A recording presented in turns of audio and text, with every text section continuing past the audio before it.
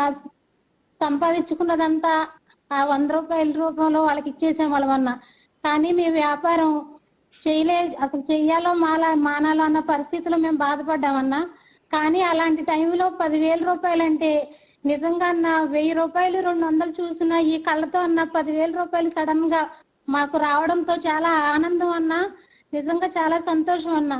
ఆ 10,000 రూపాయలతో నేను ఇంకా ఫ్రూట్స్ తెచ్చుకుని డెవలప్ చేసుకోగలిగానన్న వ్యాపారాన్ని. ఆ వచ్చిన లాభం సాయంత్రానికన్నా వడ్డీ రూపంగా వెళ్ళిపోయేదన్నా. కానీ మీరు వచ్చిన తర్వాత వడ్డీ కట్టే పరిస్థితి మాకు లేదన్నా. కేవలం బ్యాంక్ నుంచి ఉన్నానన్నా. మా మీద పడే వడ్డీ మాకు భారం కాకుండా ఆ భారం అంతా మీరే తీసుకుని కేవలం తెచ్చిన రుణాన్ని మట్టికి బ్యాంకుకి చెల్లించడానికి ఇచ్చారన్న అవకాశం. నేను అమ్మిన రుణాన్ని వడ్డీ రూపంగా వెళ్ళేది కాదన్నా ఇంకా. కానీ ఆ వచ్చిన లాభాన్ని నేను బ్యాంకులో సకారంగా కట్టుకుంటూ మొదలు పెట్టానన్నా. బ్యాంకు గుమ్మం కూడా అన్న ఇంతవరకు నేను ఇప్పటికి బ్యాంకులోకి వెళ్ళిందే లేదన్నా. ఎందుకంటే నేను చదువుకోలేదన్నా. 5వ తరగతి వరకే చదివించారన్న మా అమ్మ నాన్న నన్ను. బ్యాంక్ వెళ్ళి ఏ కాగితం తీసుకుని రాయాలో కూడా తెలియని నాకు 10,000 రూపాయలు బ్యాంక్ వాళ్ళు ఇచ్చారంటే కేవలం మీ దయ అన్నది. ఆ 10,000 రూపాయలు నిజంగా ఈ రోజు సంతోషంగా కట్టుకున్నానని మళ్ళీ బ్యాంకు వారు నన్ను మళ్ళీ 11,000 ఇచ్చారన్న. మళ్ళీ అది వచ్చిన లాభం దాచుకుని మళ్ళీ బ్యాంకు వాళ్ళకి సకాలంలో చెల్లించానన్న. మళ్ళీ 12,000 తీసుకున్నానన్న. మళ్ళీ తర్వాత 13,000 అన్న. నిజంగా అలా తీసుకుని నేను వ్యాపారాన్ని డెవలప్ చేసుకుంటూ వచ్చానన్న. అన్న రోడ్డు పక్కన షాపుల ముందు నా భర్త నేను వ్యాపారం చేసుకుంటూ ఉండగా మా ముందు మీరు వద్దు అవతలకి వెళ్ళి పెట్టుకోండి, మాకు షాపుకి అడ్డంగా వచ్చేస్తున్నారని మమ్మల్ని రోజుకు ఒక చాటికి తిప్పించేవాళ్ళన్న. కానీ తీసుకున్న 10,000తోనన్నా నేను సకాలంలో కట్టుకుని బ్యాంకు వాళ్ళకి నాకు అమౌంట్ పెంచారన్న. ఆ అమౌంట్తో వ్యాపారం డెవలప్ చేసుకుని నేను కూడా ఒక షాప్ తీసుకున్నానన్న. అందరిలాగా ఒక షాప్ తీసుకుని నేను కూడా వాండర్గా అక్కడ నిలబడగలిగానంటే నిజంగా కేవలం అన్నా మీ దయ అన్న. ఇప్పుడు నన్ను గెంటేసిన వాళ్ళు లేరన్నా. నా సొంత షాపులో నేను వ్యాపారం చేసుకుంటున్నానన్నా. కేవలం అది మీ దయ జగనన్నా. నిజంగా చాలా సంతోషం అన్నా.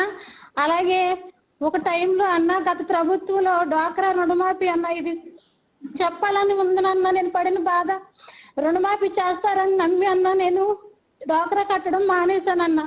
ఆ టైంలో అన్న మళ్ళీ వడ్డీ మీద వడ్డీ వేసి బ్యాంకు వాళ్ళు నాకు నోటీసులు పంపించారన్న.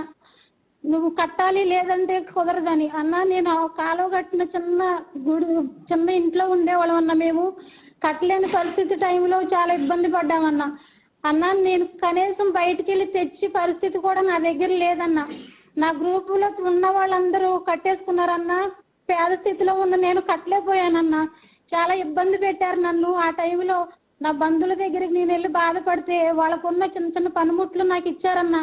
ఇవే తాగాడు పెట్టుకుని నువ్వు బ్యాంక్ కట్టేసుకుంటే మళ్ళీ ఇవ్వంగానే నాకు విడిపించి ఇచ్చేయమని. ఆ టైంలో అన్న నేను తీసుకొచ్చి ఇస్తే మీరు కట్టేయండి, ఒక వారానికి అమౌంట్ మళ్ళీ మీకు లోన్ ఇస్తామని చెప్పిన వాళ్ళన్నా. నేను డ్వాక్రా కట్టేసిన తర్వాత 3 నెలలకి నాకు లోన్ ఇవ్వలేదన్నా. అన్న నేను తిరిగాను, చాలా సార్లు తిరిగానన్నా. పక్కన నా బంధువులు గోల్డ్ పట్టుకొచ్చి పెట్టాను, వాళ్ళకి ఇవ్వాలి, ఏం చేయాలన్న పరిస్థితిలో నిజంగా అన్న చాలా బాధపడ్డానన్న. నేను నన్ను తిప్పించుకుని చాలా మోసం చేసిందన్న గత ప్రభుత్వం. కానీ అన్న మన ప్రభుత్వం వచ్చిన తర్వాత అన్న ఒకప్పుడు బాధతో వచ్చిన ఈ కన్నీళ్లు నేను చెప్తున్నానన్నా. నిజంగా మీరు సీఎం గా వచ్చిన తర్వాత సంతోషంతో వస్తున్నాయి అన్న ఈ కన్నీళ్లు నాకు. ఎందుకంటే అన్న ఒక స్టేజ్ లో ఇప్పుడు ఉన్నానంటే నిజంగా మీ దయ జగనన్న. అన్న ఒకప్పుడు చెవులు దిద్దులు కూడా పెట్టుకోవడానికి లేని నేనన్నా ఇప్పుడు ఇలా వేసుకుని ఉన్నానంటే నిజంగా మీ దయ జగనన్న. అది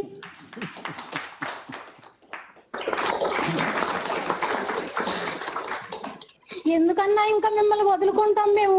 ఎందుకన్నా మాకు వేరే గవర్నమెంట్, ఎందుకన్నా వేరే సీఎం, మాకు మీరుంటే చాలన్నా.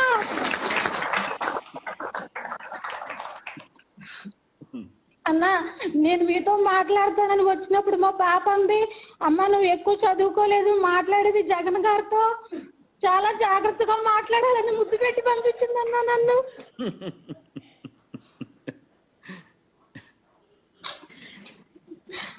అన్న ఇదివరకు సంక్రాంతి సెలవులు ఇస్తే ఊర్లు వెళ్ళిపోయేవాడు అన్న ఆడుకుంటానికి అది. కానీ ఇప్పుడన్నా మా అమ్మాయి 10వ తరగతి చదువుతుందన్న, ఆన్లైన్ క్లాసులు అన్న, ఎప్పటికప్పుడే హోంవర్క్లు చేసి సార్లకు పెట్టాలంటన్నా.